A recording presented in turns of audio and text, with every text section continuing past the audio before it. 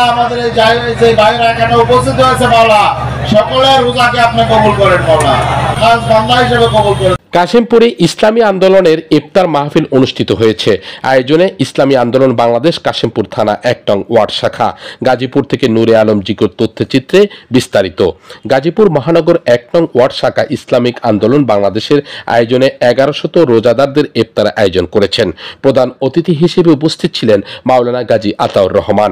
প্রধান অতিথি বলেন, আমরা দুর্নীতিমুক্ত বৈষম্যমুক্ত বাংলাদেশ গড়তে চাই, ভালো মানুষকে আমরা ভোট দিয়ে ক্ষমতায় আনতে চাই। বর্তমান সরকারের প্রশংসা করেন তিনি। রাজনৈতিক দল যারা দুর্নীতি মুক্ত ভালো দেশ চায়, মানুষের কল্যাণ চায়, শোষণ মুক্ত দুর্নীতি মুক্ত বৈষম্য মুক্ত একটা রাষ্ট্র চায়, আমরা সবাই মিলে ঐক্যবদ্ধভাবে আগামী দিনে আমরা ইসলাম দেশটাকে গড়ে তুলতে চাই। এই জন্য আপনারা ভালো মানুষকে নির্বাচিত করবেন।